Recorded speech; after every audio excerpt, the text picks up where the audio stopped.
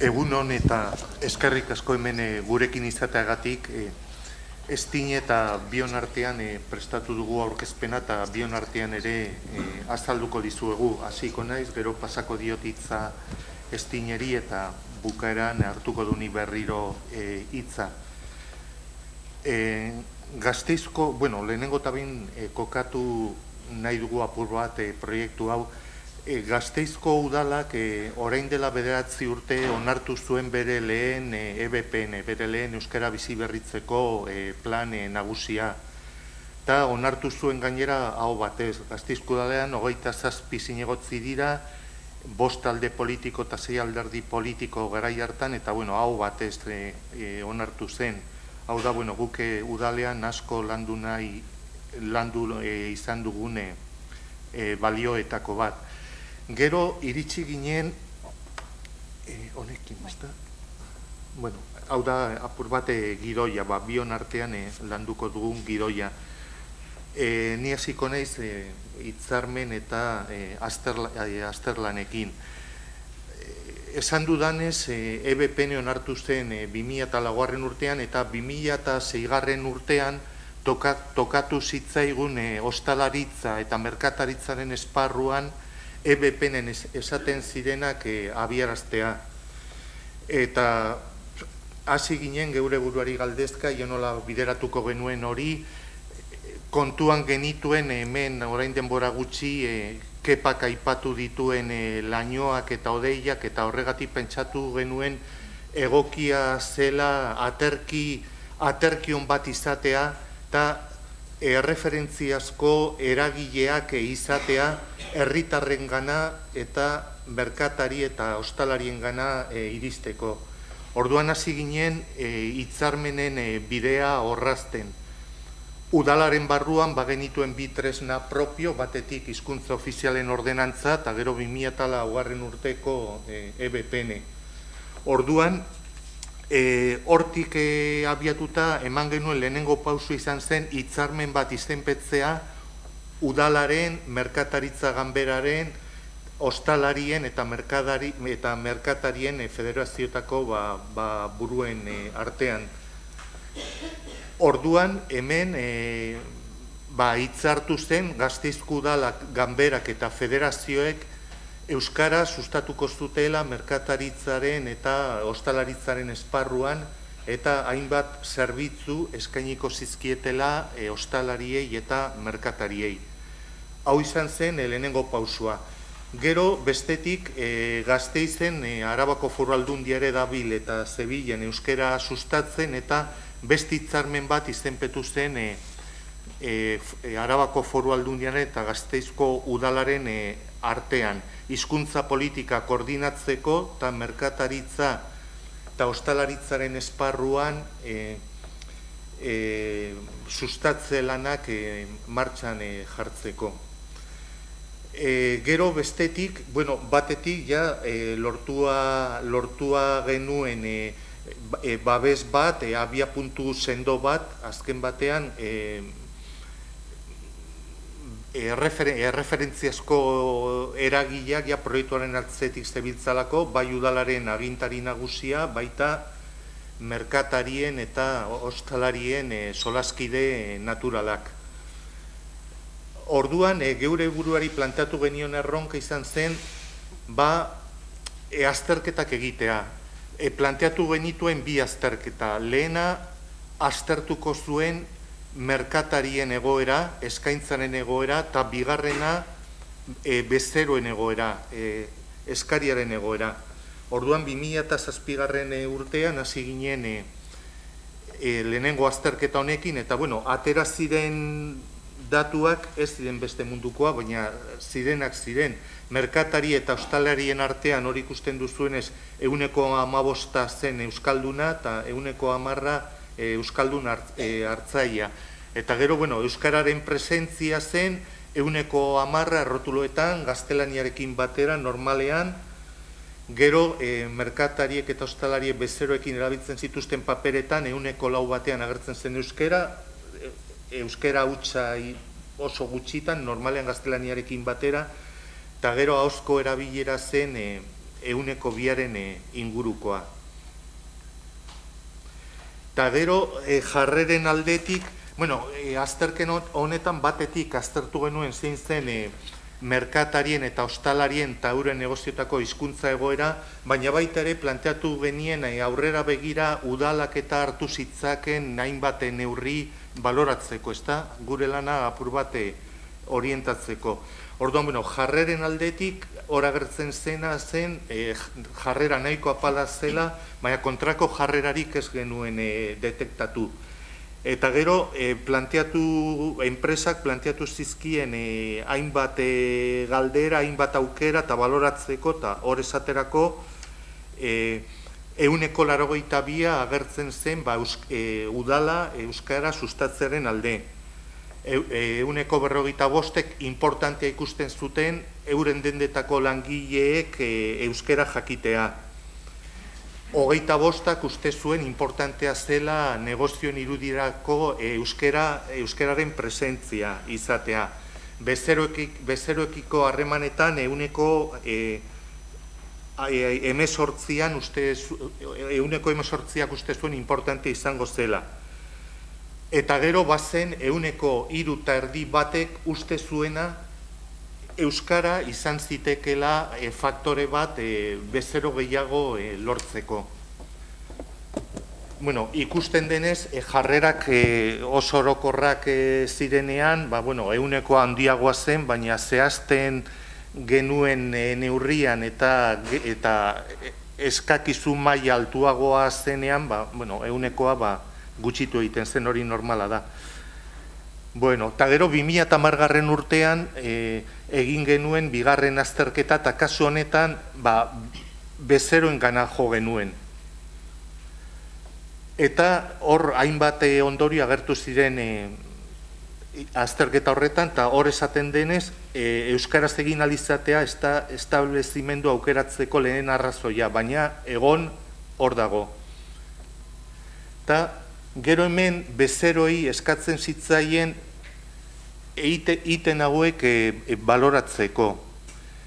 Hor, hiru zutabe dituzue, erdikoan agertzen dira bezeroak orotara eta eskuineko zutabean euskaldunak. Ikusten duzuenez, zutabe gehienetan bukarakoan izan ezik aldea handia ez da. Baina galdetu zitzaienean arreta euskaraz emateko aukera ia nola baloratzen zuten, oroar atera zen balorazio izan zen 5%, baina euskaldunen kasuan 2,2 gehiago.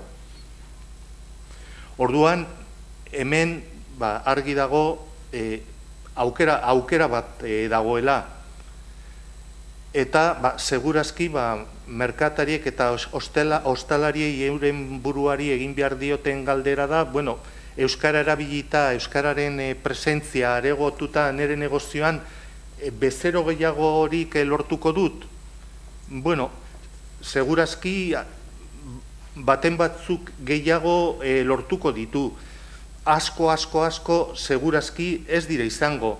Baina datu horiek oinarri izan da, argi dagoena da, dituen asko fidelizatuko dituela euskarari esker. Hori da, atera genuen ondorioetako bat eta honekin ari gara lanean. Orain estinek jarrituko du.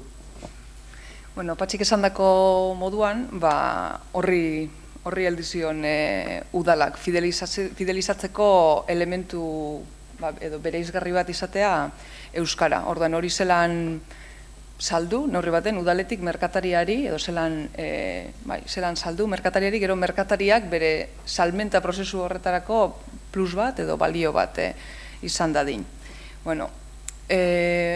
Kampaina edo proiektua berez asko zabalagoa da, baina hemen ekarri dugu honen fidelizazioen adierazgarri edo gure ikuspuntutik behin adierazgarrien diren elementuak edo hori azaltzeko baliagarrienak ikusi ditugunak.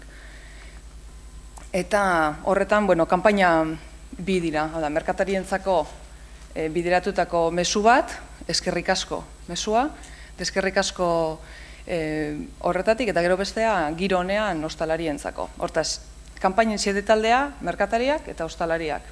Eta udalaren helburua bada, merkatariari fidelizaziorako, da bere bezeroen fidelizaziorako tresna bat ematea, euskara. Eta tresna hori erabiltzeko baliabide batzuk. Eskerrik asko logoa edo mesua diseinatu edo aukeratu genuen, bezeroak eskertzen diolako merkatariari, hortaz, merkatariak bezeroari eta bezeroak merkatariari eskerrak emateko harreman orekatuaren bide horretatik jotzeko, eta hortik landu genuen mesua merkatariekin eurekin ere bai. Eta giro honean aldiz, ostalari edo taberna batera joateko orduan, bezeroentzako giro ona bada, bereizgarri bat, eta giro onaren parte bat, euskararen erabilera ere, edo presentzia eta erabilera, hortik landu ditugu. Gero bai, planteatzen gendu, merkatari batzuk, eta Gasteizen, ikusi duzu datuak zeintzuk diren, ezagutza, erabilera, jarrerak, batzutan ikusi izan ditugu, nik ez dakit euskara, sortuan akaso ezin dezaket ezer egin, beti dago zeo zer egiteko. Zure bezeroa posago edukitzeko, badaukazu beti margen bat, handiagoa edo txikiagoa, bakoitzak beren aukeren arabera edo nahien arabera, baina zerrobetua badagoela, eta orduan udalak horretarako bere burua eskaintzen du laguntzeko, mesua hori da. Eta ikusten duzu moduan, honek dira katalogoko azalak, eta horko bi pertsona horiek Gasteizko merkatariak dira. Ideia basan, udalak merkatariari trasadatu bai, baina merkatariak merkatariaren bidez. Udalak esan beharrean edo udaleko teknikari baten bidez edo testu huts baten bidez egin beharrean, Gasteizko merkatari batzukin. Eta, ados agertu ziren kasu honetan bi hauek, eta beste bi hauek ere bai ostalaritzakoan. Ostalariak, ostalariari, eta merkatariak, merkatariari helarazten dio mesua. Zerbitzu katalogoan, hainbat eskaintza zabala da, euskara ikastaroak, diru laguntza, bai euskarari ziurtagiria eskuratu nahi dutenentzako, bide lagune izateko, edo baten bateke handiagoa bada bikain, edo bestera batekoa nahi badu bikaineko bidea ere hor dauka, itzulpen zerbitzua, arloko hiztegiak, bestelako zerbitzu pertsonalizatuak, eta gero, hainbat material, arloan, arlokoak, kasu honetan merkataritzakoak eta ostalaritzakoak, eureri egokitutakoak. Azken baten, tresnak bezeroaren fidelizazioa lortzeko, hau da, euskara gehiago erabiltzeko, eta tresna hori erabiltzeko, elementu batzuk. Eta, ikusi ditugu, kanpaina horren eta proiektu osoaren emaitzak batzuk baditugu. Eta merkataritza establezimentuen kopuru, hau da, unibertso osoa Gasteizen, 3.667 merkatarik osatzen dute.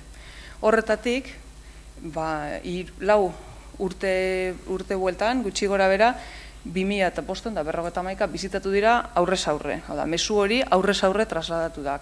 Merkatariak merkatariari izaten dion katalogo horren bidez, baina udaleko, kasu honetan, lankide eta gure bidez, aurrez aurre egin dira bizitak.